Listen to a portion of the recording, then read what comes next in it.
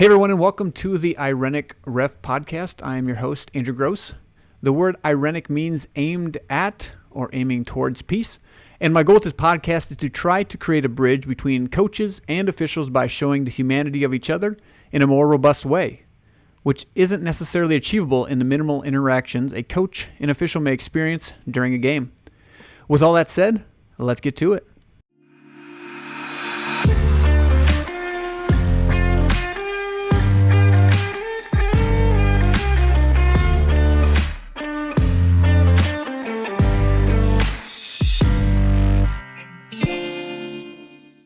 Today's guest has been coaching for 14 years and has only been coaching at one school during his entire coaching career. He was an assistant coach for 4 years and has been a head coach for the past 10 years. Out of those 10 years as a head coach, his first 4 were on the boys' side and the last 6 have been on the girls' side.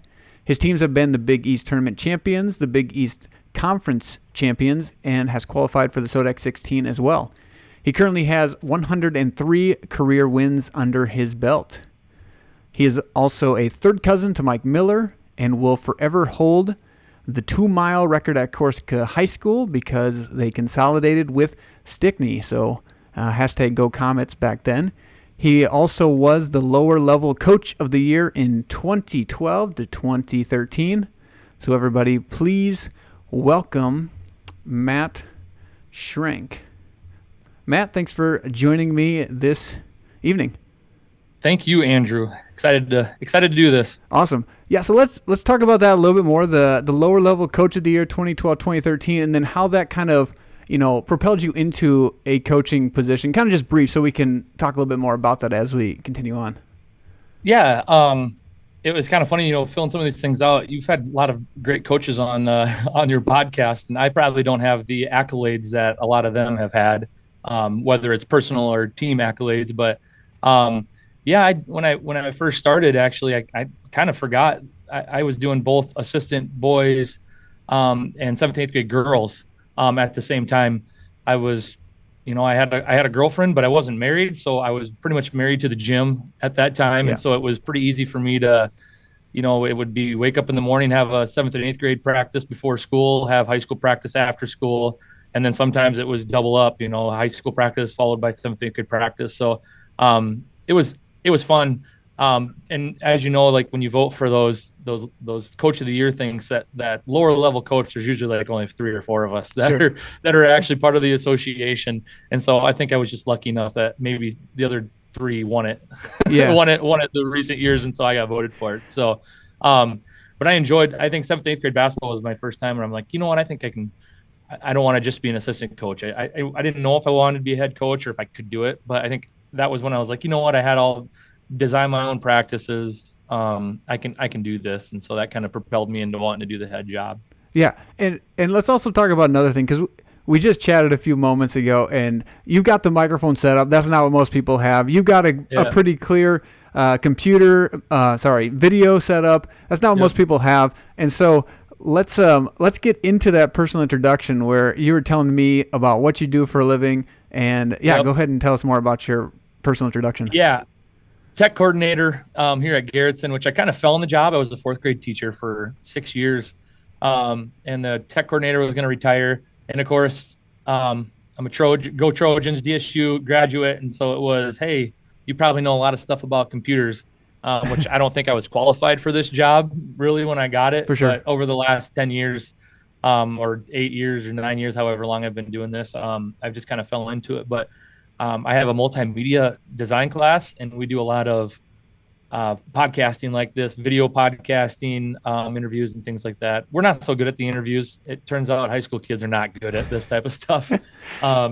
But, we make a lot of fun videos. I actually play a lot of games, some cook-offs and things like that. Yeah. And so, I've been in way too many of these where the audio is not good. And I end up scrapping a whole video. And so that's kind of why I thought, you know what, if I'm going to do this, I'm going to get my equipment out too. So, yeah, for sure. And, it's just funny that you talk about the interview process. I mean, even starting, I think I see myself growing a little bit and being able to like ask different questions or kind of probe a little bit more, where obviously as a younger kid, and even myself as a newer person to do interviews, I can see how that could be something that's tough instead of just like going by the script fully, being able to kind of expand and make it a little bit more enjoyable for everybody, because it can get monotonous doing the same thing over and over and asking the same questions. People might be willing and wanting to tune out just because of that.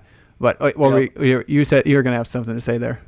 Yeah, I was just gonna say, it's I had one kid that took my class twice, like that, so he took it 2 times, and he said we were interviewing him, and he didn't say a lot ever, and all of a sudden he goes, because I was talking about the interviews, I'm like, guys, these are not good, like we got to get better at these, and he goes, you guys, it's supposed to be a conversation, not an interrogation, and he just kind of kept going off on that. I'm like, yeah, that's perfect. I mean, sometimes it just feels like we're grilling whoever we're interviewing over and over again. And then the camera turns off, and then we're just talking like normal. So it's like, it's hard, but it's a hard process. And then sometimes it's your interviewee, if you don't get anything back, it's hard. Yep. Yeah, for sure. And that's, I think as an interviewer, you kind of have to probe a little bit more and be like, hey, let me try to get a little bit more out of you here, and how can I do that? And so, and that, again, that comes with experience. Those grilling aspects, I feel like, are more for the political realm, which, I hope if you're hosting a podcast that you want people to enjoy, I mean, I guess some of that stuff could be enjoyable for clickbait, but not really for the longevity. I tell you what, you start doing that, and then I'm seconds away from turning into another podcast. Yep. But this is even harder, Andrew, because online is harder. Yep. Because like even this, if I have something to say or you have something to say, we don't want to interrupt each other, but we also don't want to forget our point. And that's harder to do than when you're face to face. Correct. I agree with that. And that's some of the cool things about the people that are able to, just because of distance and them living in Sioux Falls here. Those have been some good ones and some fun ones, because you can just go back and forth, and you can cut someone off and not have that lag or not have the loss of thoughts there. But let's just continue again with some more of that introduction. We did talk about what you do, so just tell us where you grew up, where you came from, and anything else you think is relevant in that, some hobbies as well. Yeah, my wife actually threw out the tidbit of, because I said I don't have anything interesting to tell about myself, and she said, well, how about the fact that Mike Miller's your third cousin? I'm like, I do. That is usually like my opener sometimes when I got kids that are like, oh, what do you got? You related to anybody? I always throw him the Mike Miller tidbit out. Yeah. He has no idea who I am, obviously, but yeah, I always throw that one out.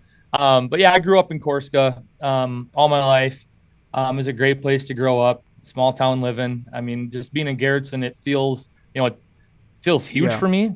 Being like 1,200 people, and I grew up in a town of 600. Yep. But at the same time, it still feels like a small town, just because I feel like Brandon's that barrier from Sioux Falls to Garrettson. So it's like, nope, once you hit Brandon, you're not going to keep going. So it feels small. But yeah, Corsica was good to me. I had a lot of great friends. We tore around town every day. It's crazy to think that we were able to just go out at 10 years old and ride our bikes from 9 a.m. till it was dark out and it was time to go home and stuff. So, but yeah, I grew up there. Had some a lot of sports. I guess I appreciated my parents. They didn't really ever force me into anything. They just let me fall in love with sports. They didn't say I had to do it. Which I think makes it easier for me to want to do it. And so played a lot of baseball, a lot of basketball. Ran track, played football. Had some pretty good basketball teams. Went to state my junior year. Had a great a stud on our team, Preston Broughton, who went to B-Dub. Yep. He was an all right basketball player. He carried us all the way to state anyway. So, but yeah, I had told you I had that 2-mile record. That was for my wife too. She goes, well, tell me you got a 2-mile record. So I always tell my boys, I got 3 boys. I said, yep, I'll be the forever record holder in the 2-mile. And I think it's probably the worst 2-mile record in the state. They should probably get rid of it. So, or don't publicize it or tear it down. So maybe they have already. So, but yeah, Corsica was great to me. And I think a little bit of how I experienced school probably made me want to get back into teaching and coaching, just because I actually loved going to school. I had great teachers, had awesome friends and stuff, and it was a good environment. So, yeah, that's awesome. Any hobbies that are you like some of them that like to golf quite a bit? Everybody has to golf, don't they? For an educator, I feel like so. Yeah, I I love golfing. I never was a golfer Yeah. either. I think I went out my senior year just because. Mm-hmm. Terrible at it, still not very good, but I think it's the one thing in the off season, especially, is just like you get to be competitive in something. Yep. So I play in the local league.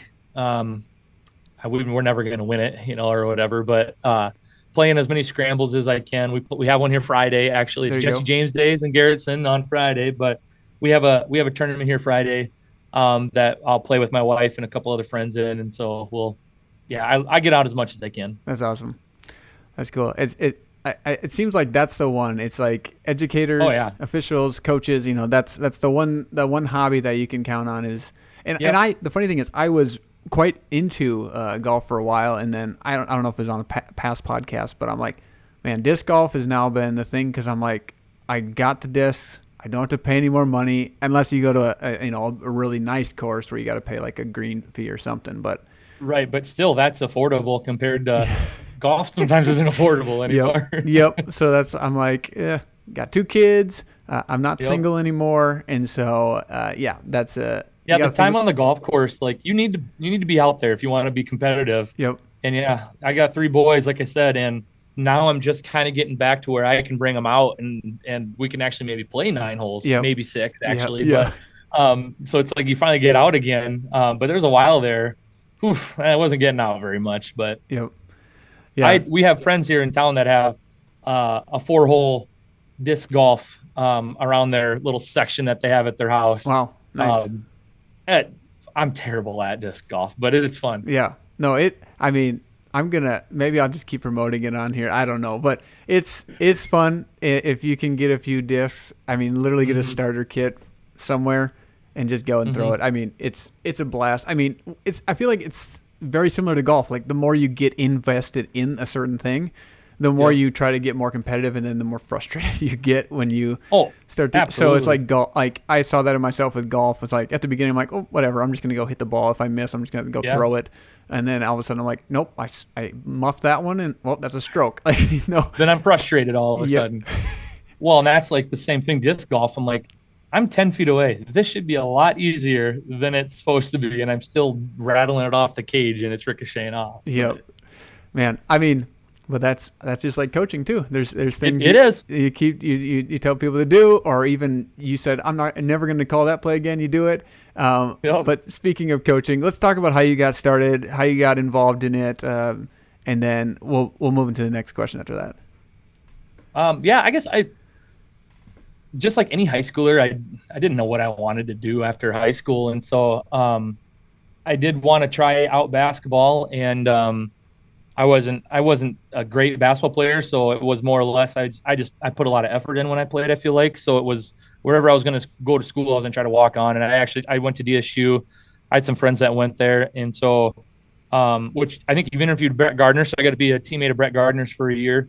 And I had a pretty good experience, other than the fact that I wanted to be competitive, and I could see down the road it wasn't gonna be. I mean, I'd have to probably be on the team for 3 or 4 years before I'd step on the court, and so I moved to the intramural city league Sure. to get my competitive fill.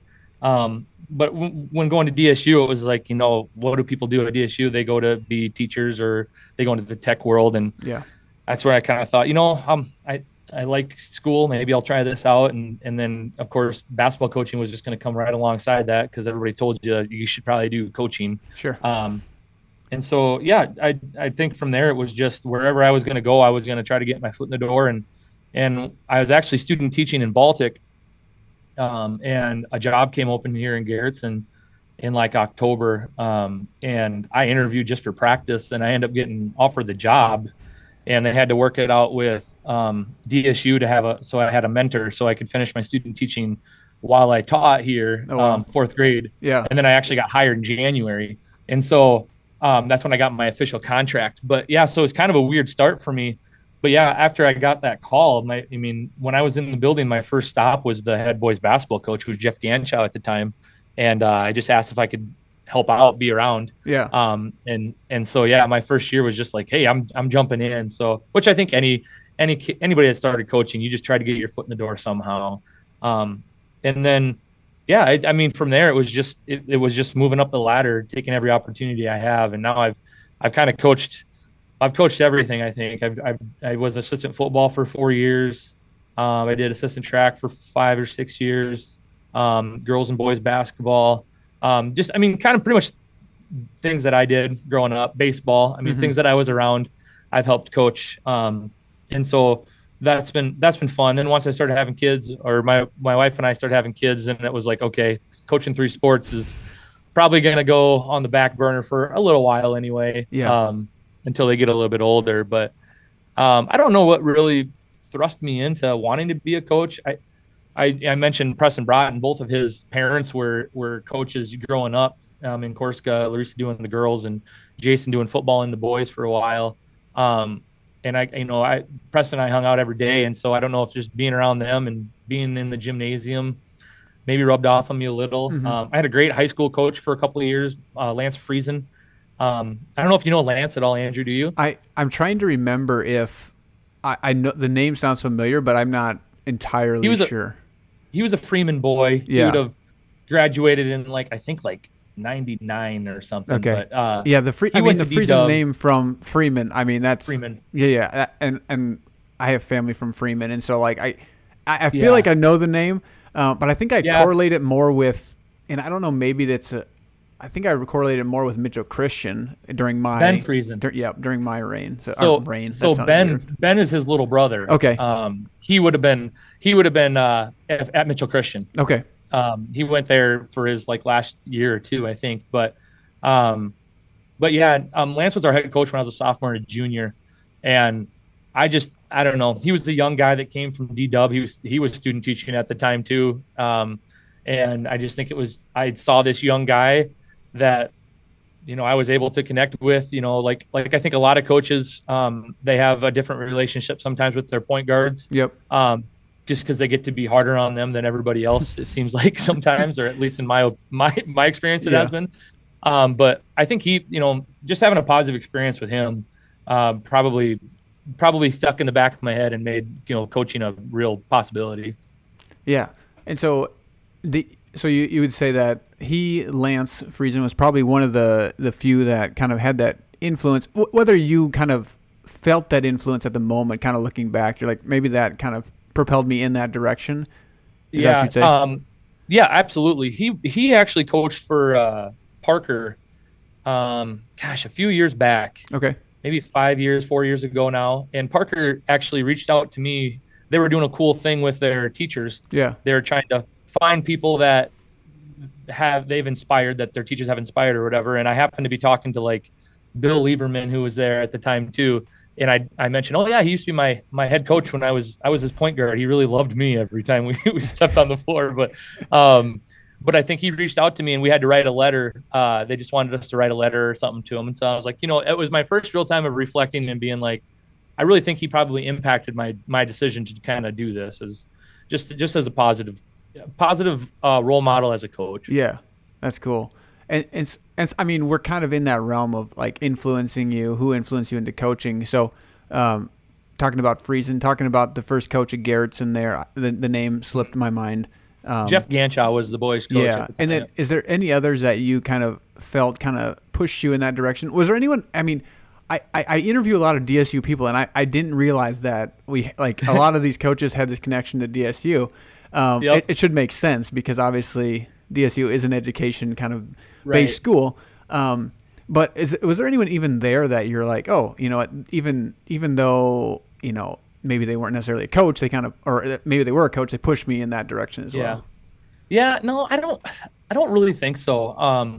Our head boys coach at the time was Wade Koyman, and he I don't I was a walk on, he Yeah. told me probably the things that maybe more or less I wanted to hear sometimes, trying to motivate me, but he had a bigger job. I mean, Yeah. his job was the guys that he had to get ready every week, and things like that. And so I didn't really have much of a connection, that way. I got recruited to run track there by Buzz, Stevenson. Stevenson. He was Yep. yeah, he was awesome. And you want to talk about one of the worst days of your life is calling that guy and telling him that you're actually going to turn down the offer. I mean, I felt terrible because he actually was, I mean, he was recruiting me all in and like, we got a bunch of, and they recruited a ton of guys that were my age, and they had a great cross country track program. And I'm trying to think of who's the coach up there right now. Draylen.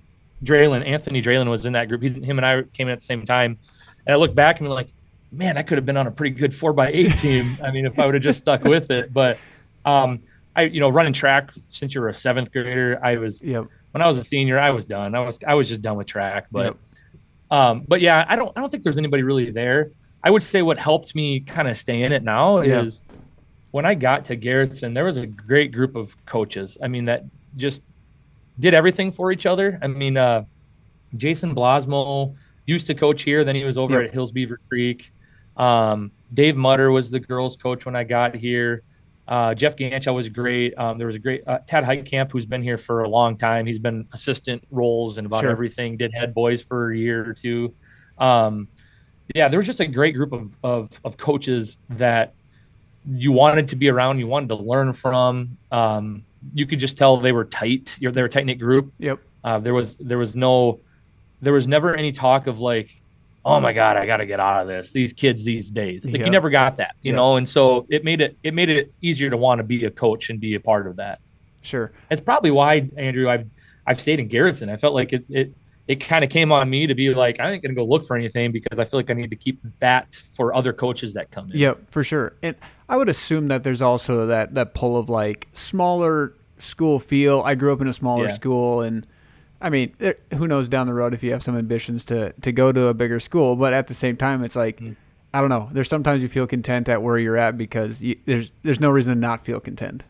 No, and I think any coach that coaches at a smaller school will tell you too. I mean, and it's probably the same at bigger schools, to be honest. But like the connection you start to get with like your fifth graders, sixth graders, seventh graders that are coming up. Mm-hmm. I mean, I've had girls go, "You're still being coaching when I'm in high school." I'm like, "Yeah, I mean, I plan on it unless they get rid of me." Yeah. But it's like, gosh, then it's like I can see why guys never get out of it. I mean, they're probably sitting here going, "Yep, no, I got to coach this girl's younger sister, and I got to coach this girl's," and then all of a sudden you got girls you coach that are daughters or whatever, there's no doubt about it. I think that small school pull is a big thing. After Jeff went to Brandon, because he's in Brandon right now, he is an assistant coach over there or whatever, and he's like, "You got to get over here. You'd love how, the multiple coaches. You just got your job, and this is what you do and stuff." And I'm just like, gosh, I don't know. I don't think I could do that. Yeah. But like you said, who knows? Yep. This year will look way different than next year, and the year after that will look way different too. So for sure. I will just say one thing. We do have something in common about turning down Buzz Stevenson. So. Oh, no way. Yep. So we'll have to talk about that a little bit more when we get off the chat there. Okay, that sounds good. But all right. So now, I mean, that's kind of a fun story between us. So speaking of fun stories, let me know a fun story you have about your coaching experience, whether that's with a player, just something that happened with you, and I don't know, somewhere. But yeah, tell us a fun story. Yeah. Geez, I don't know about fun stories really. I mean, everything that always pops up is always like your worst nightmare of things happening. Sure. I had a girl my first year. She was she started point guard for us. I believe she was was she a junior or sophomore? We were over in Laverne planning a game, and I'm pretty new on the girls' side of things, and I would say our AD over here, Kevin Steckler, always says, "You know how you coach the girls different than the boys? You don't at all. You treat them all the same." And I went, "Oh, okay," but gosh, I don't agree with it. I just feel like I have to coach the girls way different than I coach the boys. But she went down routine play, went to stop to make a pass, tore her ACL. Wow. And I will never forget just her look at me, and I kind of started walking, and she just started yelling, "Schrank, Schrank, Schrank," and all of a sudden I kind of just started running over there, and it is kind of true, like things just click in your head. And I went over there, and I was about ready to pick her up, about ready to move her, like, "Where's the ambulance? Let's go." Yeah. But I would say when I think of things like those are the things I think of, the mistakes that you make. I don't really know if I have any more funny stories that I think are just, there's little things in practice that happen. Yep. I'll tell a story of mostly this is what I thought of when you sent me your email about the podcast name and what it meant and offering peace and things like that. And first thing I thought of was last, or it would have been 2 years ago. We were in Sioux Falls Christian, and of course, Sioux Falls Christian never beat them. I mean, we've had some good battles with them in our regional semifinal games and stuff, but they always seem to get us. And Patrick Spellmeyer was reffing, and I love Patrick. He's a great ref. And we fought ourselves back into a game that we shouldn't have really been in. I mean, we turned the ball over. They had a great press. They had length. I mean, you've seen Sioux Falls Christian. They have length for days. And we fought ourselves back in the game, and we got within 4 points. And I thought we had a 5-second call. They were on the baseline, had to go full court, and we were pressing. And I thought we had a 5-second call. And then their coach ended up calling a timeout. You know how those things happen. Yep. One guy hears a timeout. All other guys also going to have a patient whistle, making sure he gets to that 5. And so it kind of was just burning in the back of my head. Like, that was our stop. That was our chance. And we're talking 25 seconds left in the game. And then very next inbounds play, we deny it again, and they go on a deep one, a long throw, and the girl catches it, and another one of our girls tried to kind of swipe underneath her to steal it, and the girl kind of took like a little bit of a half hop step before she put it down to get it over top of her head. That's how small we are compared to Sioux Falls Christian. So she kind of took a little, and I thought it was a travel. I mean, I just thought we got this 5-second call. Now we got to travel, and they didn't call it. And then we ended up fouling. I think like 5 seconds came off the clock or whatever. And I was getting after Smellmeyer way more than I should have been. Sure. And he was patient with me. I think I said like a line, like it was the easiest call all night. And he was patient with me. And then I said it again, and he doinked me, gave me a tee. And I earned it, without a doubt. And so, and I even told the girls after the game, I said, the biggest thing about that is, I said, I took the game, instead of me coming in here and feeling like the refs took it out of our hands, I really did, because she missed the free throw, the first one, which would have given us time to get down the court and get a play, and we had a timeout left. Instead, they get the ball back. I said, that's on me. I took the game out of our own hands. We didn't have a chance. We ended up losing that game by 6, and the rest is history. But the good thing is, we get Spellmeyer every once in a while, obviously in the Sioux Falls area. And we had him in Parker about 3 weeks later, 2.5 weeks later, and right away. I've been waiting to see him, because I'm like, I gotta apologize to him. So I told my assistant coach, I'm like, don't let me forget. I'm not going to do it before the game. I want to wait till after our game. It was a doubleheader.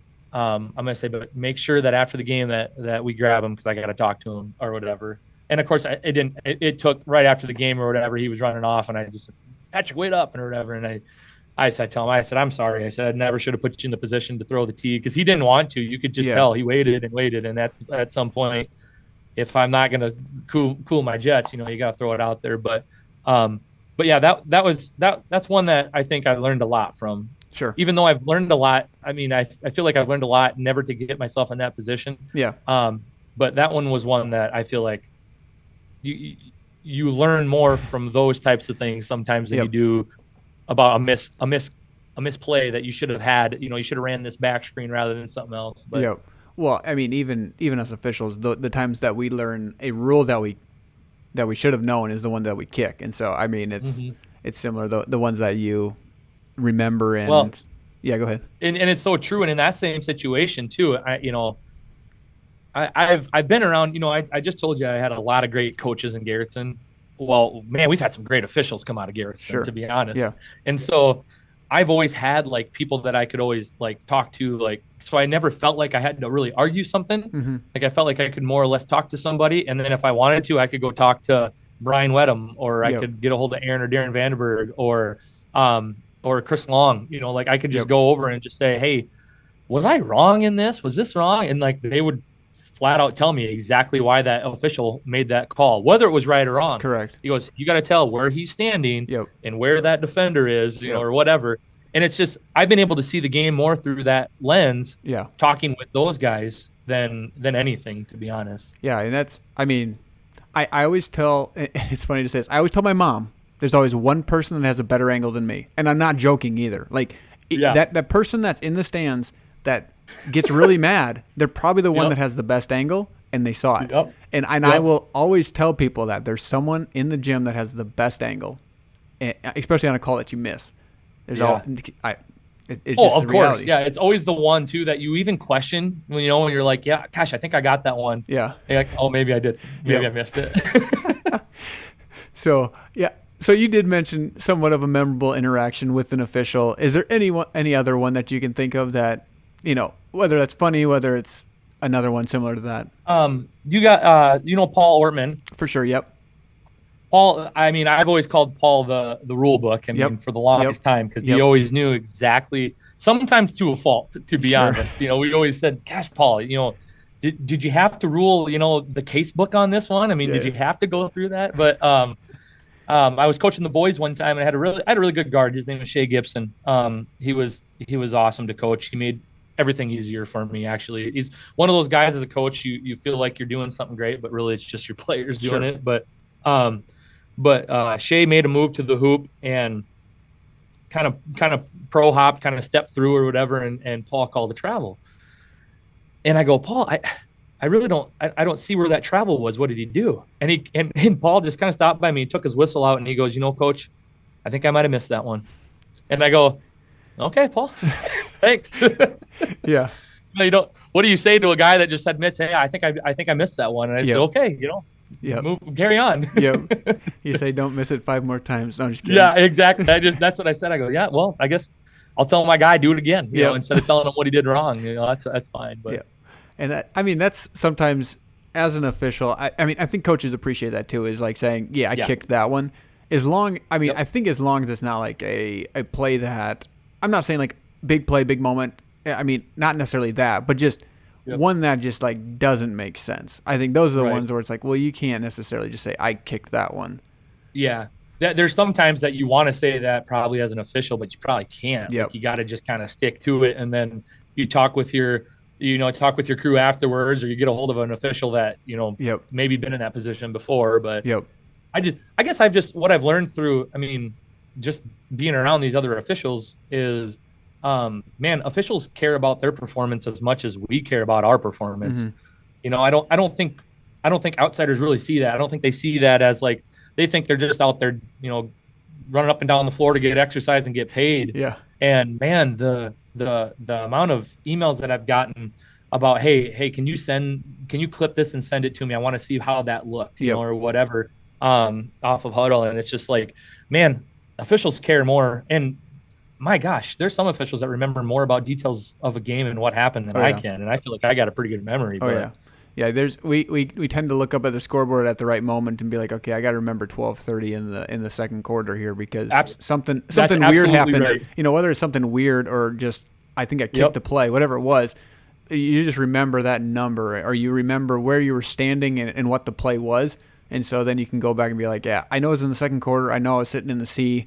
Player came across the middle, and all of a sudden I'm seeing them go to the left and going down, or something to that effect, and you remember small details that even you might not even have seen that play because you're watching the ball go up as a shot or something like that. Right.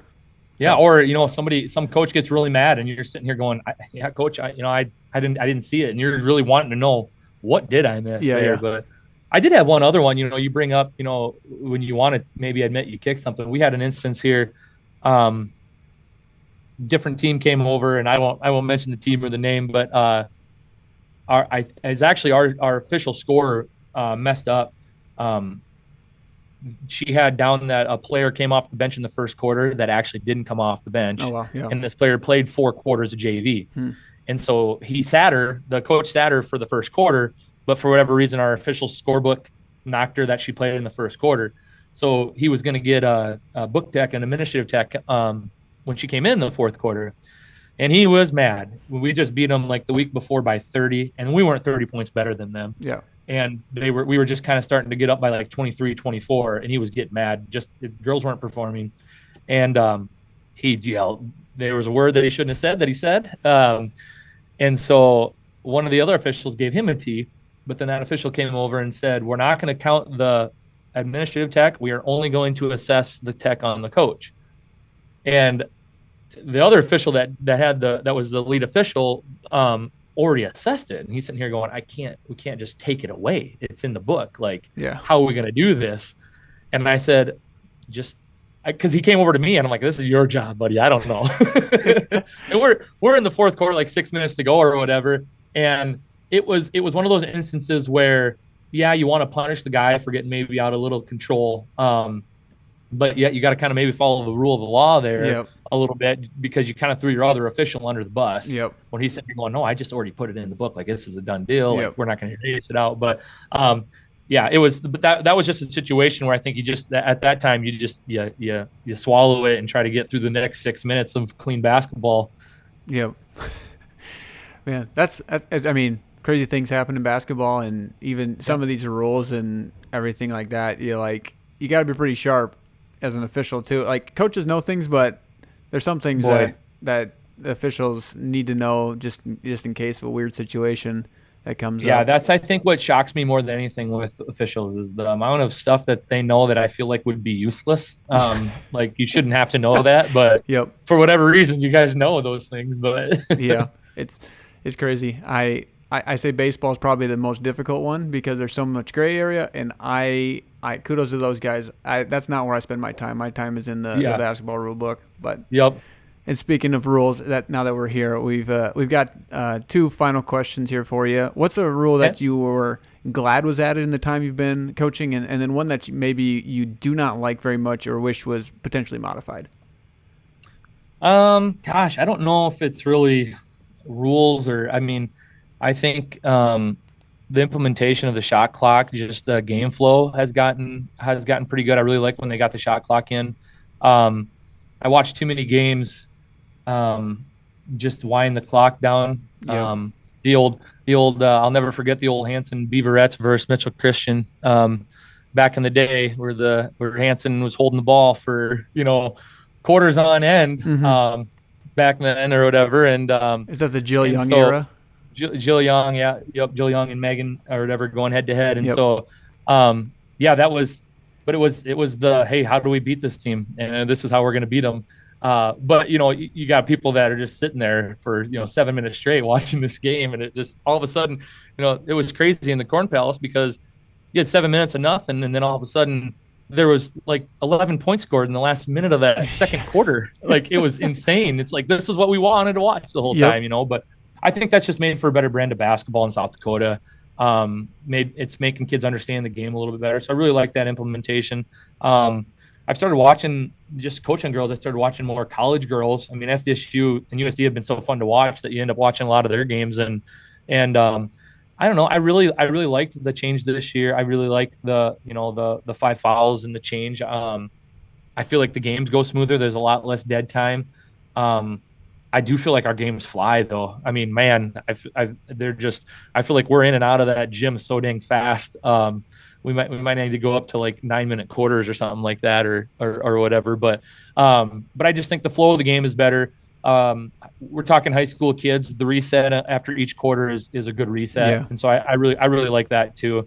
And I think South Dakota in general has done a really good job of making basketball in South Dakota progressively better every year.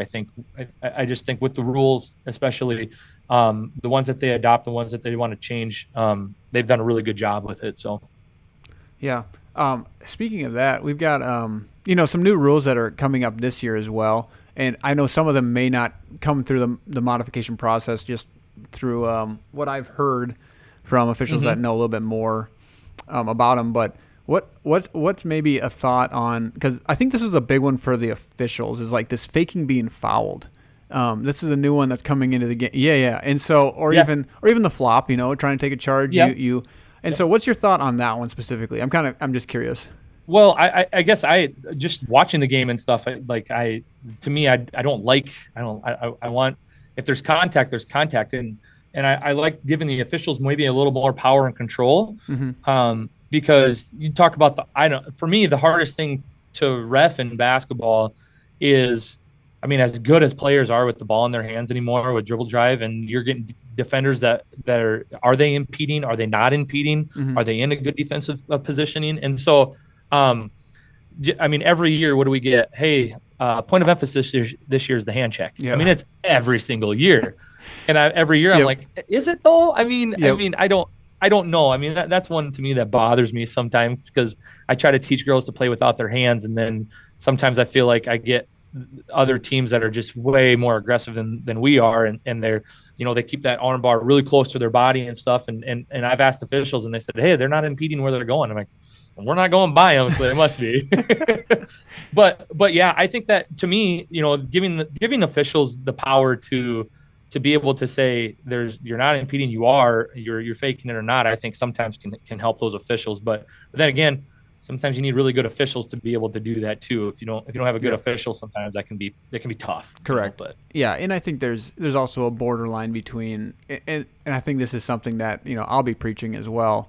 Is there's something called embellishment, which is overemphasizing contact, and there's something called flopping, and they're really close to each other, but they're not the same. There's a line there. Yeah, one has contact, but it's not a lot. The other has no contact, or very, very minimal contact. Yeah, and you just said baseball had gray area. we're moving into there now, but at least we have that option. Did you mention one that you wish was modified or didn't like as much? No, not really. I mean, there's not one that I really think needs to be taken out or anything. I know a lot of people have talked about the arc for charges. Yeah. And I asked, I think with the group of officials that I talked to, and I thought one of them had a really good answer. It's one more thing for us to look at. Correct. And I think that's, to me, I would always just go, hey, what do the officials want? Do they want that there? Would it make their job easier, or does it make it harder? And so for me as a coach, I mean, it doesn't. I want to do X's and O's. I want to do motivation. I don't care as much about the rules. You tell me what they are, we'll try to play by them. For sure. Yeah, sounds good. Okay, I kind of lied. Last question here is just the one I've been asking a lot of coaches is what's some advice that you would give to a newer official that's coming in that would be good advice to receive from a coach and the coaching side of it. It's like, this is what you can do to help give yourself, whether that's credibility or just maybe that's the word I want. I'll just stick with that. Give yourself some credibility in a game, and even just, I know communication is a big thing, but even expounding on that if that is your answer. Yeah, no, I would say the thing that gets me to like go to my AAD and ask like, hey, this guy we haven't seen him. Every time we see this guy or gal, she's in a different place. I need you to reach out to this person. But I mean, the communication is the big one. But it is more or less like I've had some people come up to me and just say, hey, we haven't called it yet, but 21, we've told her, she's pushing on her back, defending the post, she's pushing her back, the next one's going to come here. I think just finding ways during dead balls or during fouls, to keep that,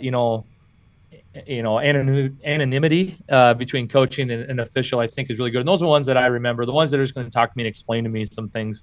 Not that they're giving me anything, because I know that he's telling me and then he's going down to the other coach and saying the same thing about that same other post player, that they're getting into it a little bit. But I think communicating is by far the biggest thing that I guess would get credibility. Because I'm not looking for the guy or gal that's giving me the most calls. I think I'm looking for the people that are gonna talk to me why that call happened, or why it didn't happen. Sure. And so I think just that tells me that official is in tune with the game and knows what they're doing. Yeah, and so basically what you like to see, if I heard you right, is if you make a call, tell me what you saw or what you didn't see. Or like if you didn't make the call, tell me what you did not see or what you did see. Okay. Right. And even if it's one like we talked about earlier, one that maybe you even questioned yourself. I just love seeing officials and coaches being like on the same field. Like we're all doing, we have separate jobs, but we're kind of here for the same reason. Yeah. We love the game. And you're getting up for this game as much as I am and as much as the kids are. And so I think you can feel that out of an official, like they're out there, they're ready for this. This is their Friday Night Lights as much as it is ours, type of a thing. And so, that's what I would say. Those are the officials that I appreciate are the ones that are going to do that. Yeah. And I think that's, it's tough sometimes to come by, especially when you're new. You're like, I'm just trying to get into position. I'm trying to make sure I see plays. This coach is talking to me and yelling at me. Not that not that coaches would ever yell, but I mean, and it's easier to pick on the newer official that you don't know and doesn't have much credibility. But yeah, I think just being able to, really just say, this is what I saw. And if I'm like, as an official, I've even used, Coach, I might not even like that one on film. Yeah. I called it. Yeah. Because I saw that, but I might not like it on film. And the coach will be like, okay, you won't. Like, you might say that, or you might just be like, oh, okay, I guess. Well, I just think the game moves too fast, man. I mean, it's too fast of a game to be perfect. And I always that's kind of a line I've used since I've started coaching is this isn't an imperfect game. Like you're never going to have a perfect game. I mean, it's just that's in athletics in general, but you're always going to make mistakes in this game, and it's too easy to make mistakes. It moves too fast. There's too much competition out there. And so, I think you just have to understand that everyone's out there for a good purpose. Yeah, for sure.